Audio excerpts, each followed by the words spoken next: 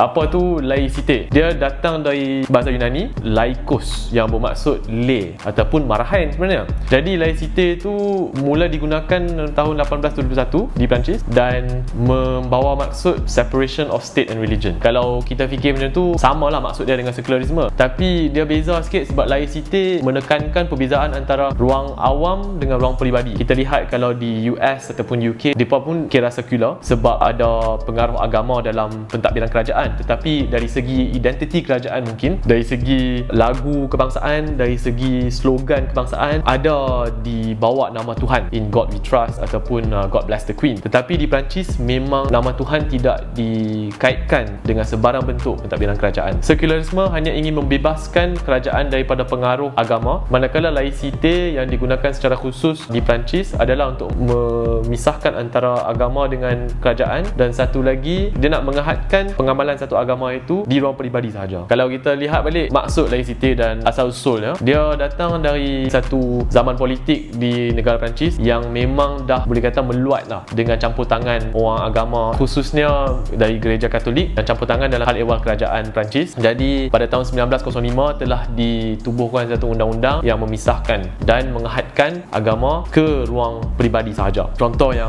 aku pasti hampa tahu, dekat France tahun 2009 ke 2010 mereka tak bagi pakai burqa di tempat awam. Sebenarnya undang-undang itu melarang juga pemakaian semua simbol keagamaan, termasuklah salib dan kipar, termasuk juga turban yang dipakai oleh orang Sikh. Kita nampak macam itu undang-undang yang digunakan secara selektif, ada betulnya dan ada salahnya juga. Sebab satu, ramai orang Perancis dah tak amalkan agama Katolik. Satu lagi pula, minoriti lain, contohnya yang beragama Sikh, kita tak banyak dengar sebab tak ramai dekat Perancis. Yang paling ramai golongan minoriti adalah golongan yang beragama Islam. Satu lagi elemen adalah pasal safety element. Kalau orang pi dekat pejabat memakai burdah di mana dia tak dapat kenal pasti orang yang datang, dia tak dapat kenal pasti sama ada membawa senjata ataupun apa-apa, mereka memang dah kena 2-3 attack teroris, mereka pun takut.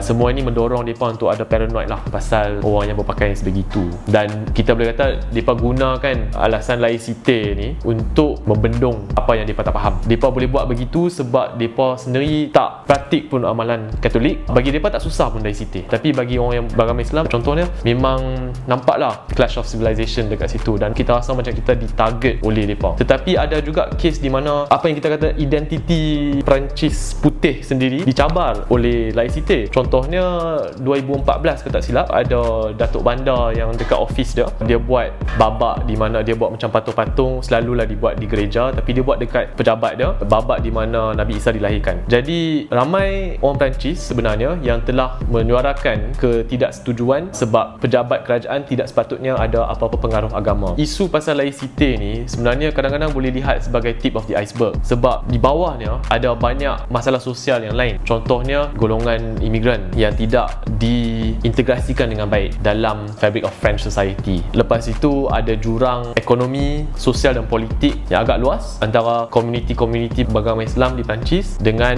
yang bukan beragama Islam. Dan ketiga adalah masalah identiti Perancis itu sendiri. Waktu konsep laicite ni dilahirkan, Perancis merupakan satu negara yang homogeneous, yang hampir 99% satu bangsa, satu agama, satu budaya. Tetapi lepas pengakhiran zaman kolonial, lepas perang dunia, lepas imigrasi, hari ini negara Perancis pun negara yang berbilang kaum. Kita berada dalam situasi di mana bangsa yang dominan itu orang putih Perancis lah. Ramai di antara mereka yang terasa tercabar ataupun mereka sekadar takut dengan amalan orang lain. Lagi-lagi ada perbezaan mentaliti antara golongan pendatang, walaupun ramai yang dah second ataupun third generation, masih ada jurang mentaliti yang agak jauh, dan ini menimbulkan sifat-sifat paranoia yang akhirnya menjadi xenofobia seperti dizahirkan oleh parti ekstrim kanan Front National yang diterjemahkan kepada Barisan Nasional yang diketuai oleh